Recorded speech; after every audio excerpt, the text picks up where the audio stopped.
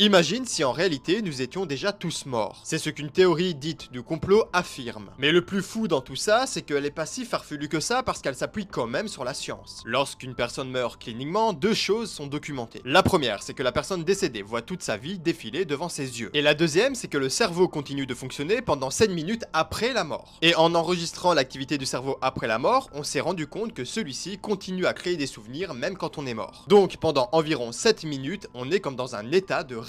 Et on a l'impression qu'on continue de vivre. Et d'après un certain Albert Einstein, que tu connais peut-être, le temps est relatif. Mais concrètement, ça veut dire quoi? Eh bien, ça signifie tout simplement que 7 minutes dans le monde réel pourraient être ressenties comme 100 ans dans cet état de rêve. Exactement comme quand tu t'endors, tu fais un rêve et après tu te réveilles 5 minutes plus tard. Et maintenant, là où ça devient bizarre, c'est que certaines personnes pensent que nous sommes tous morts en 2012. 2012, pour ceux qui ne savent pas, c'était l'année où le calendrier Maya prédisait la fin du monde. Et toujours selon cette théorie, il y aurait eu une apocalypse qui aurait tué absolument tout le monde. Et qu'on aurait tous glissé collectivement dans une sorte d'écho cérébral de 7 minutes. Et ce que l'on vit là, aujourd'hui, maintenant, ensemble, ne serait rien d'autre qu'un rêve collectif. Et tous les petits bugs que l'on ressent, comme l'effet Mandela, les sensations de déjà-vu, ou tous les sentiments étranges que l'on a, eh bien en fait ça viendrait de ça. Mais encore une fois, je vous rappelle que tout ça n'est qu'une théorie. Mais je trouve personnellement que ça tient la route. Dis-moi ce que toi t'en penses.